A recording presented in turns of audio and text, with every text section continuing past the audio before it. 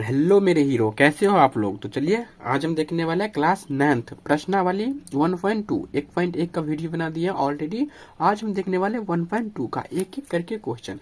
देखिए बहुत ही आसानी से समझने वाले भी है। देखिए इसमें है नीचे दिए गए कथन सत्य है या असत्य, इसके कारण के साथ अपने उत्तर दीजिए।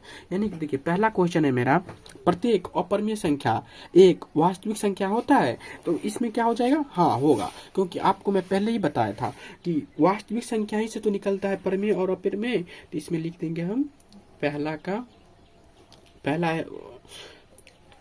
आंसर लिखेंगे, प्रत्येक अपरिमेय संख्या एक वास्तविक संख्या होता है, तो लिखेंगे सत्य, यानी कि होता है सत्य। कारण में लिख लेंगे, कारण में लिखेंगे कि अपरिमेय संख्या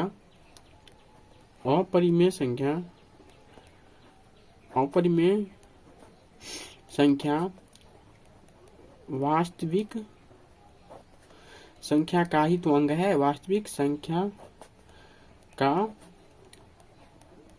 अंग है। चलिए अब आते हैं क्वेश्चन नंबर 2। तब तक आप लोग सोच के बताइए 2 नंबर का आंसर क्या होगा। संख्या रेखा पर रूट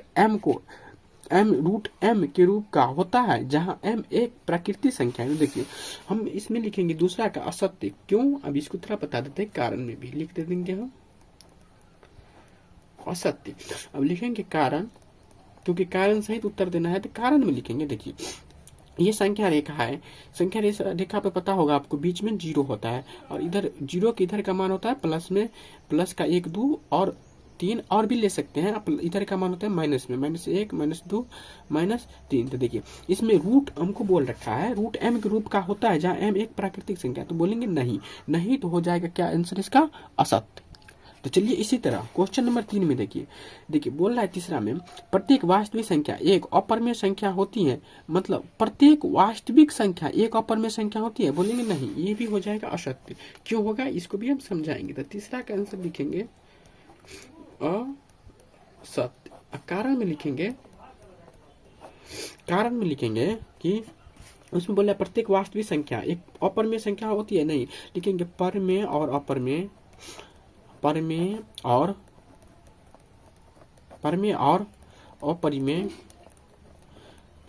अपरिमेय वास्तविक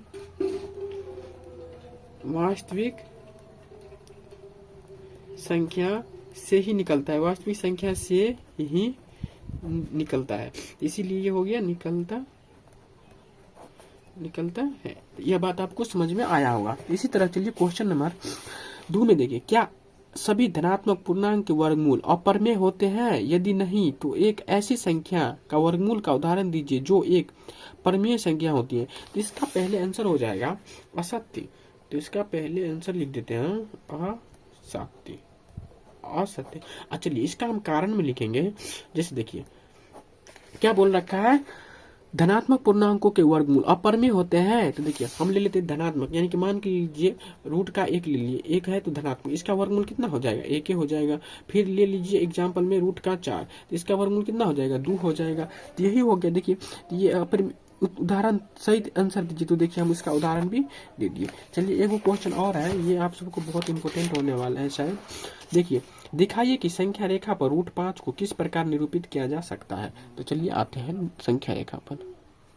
चलिए तो 3 नंबर के लिए हम थोड़ा देखिए आपको डिटेल से बता देते हैं। 3 नंबर यानी कि देखिए 3 नंबर के लिए आपको एक पटरी की आवश्यकता होगी, यानी कि स्केल से क्या करना है, आपको एक संख्या रेखा पार लेना है। देखिए संख्या रेखा पार लेंगे हम भी, बहुत ही आसानी से समझेंगे आप। संख्या रेखा पार लेंगे।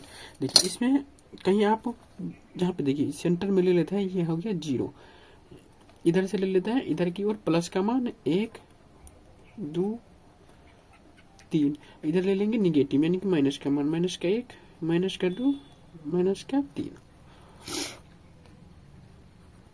देखिए ये पार देने के बाद यहाँ से देखिए यहाँ 0 और 1 और 2 पर यहाँ पे एक बिंदु, यहाँ से 1 सेंटीमीटर, यानी कि देखिए यहाँ से ये पटरी में तो इधर बुझाता नहीं है, यानी कि यहाँ से लेंगे हम 1 सेंटीमीटर ऊपर की ओर खींचेंगे। यानी कि देखिए यहाँ से लेंगे तो 1 सेंटीमीटर इतना हो जाएगा, इसको खींच लेंगे, इसको नाम रख देंगे 1 सेंटीमीटर।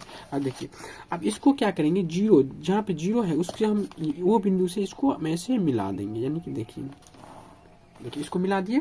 अब इसमें थोड़ा हम ये यहाँ पे 90 डिग्री का मान हो गया, 90 डिग्री का कोण बन गया। देखिए यहाँ से यहाँ तक कितना मान है, तो बोलिएगा 2 सेंटीमीटर कर लीजिए। अब यहाँ पे देखिए इसको हम नामकरण कर देते हैं, कुछ भी नाम रख लेते हैं। यहाँ पे रख लेते हैं पी क्यू, यहाँ पे हो गया आर।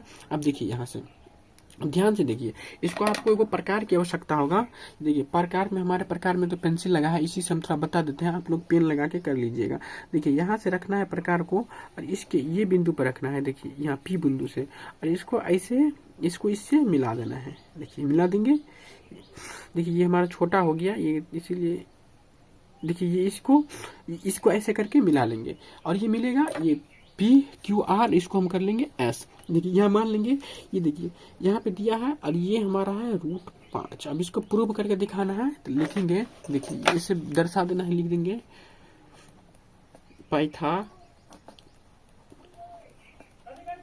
पाइथागोरस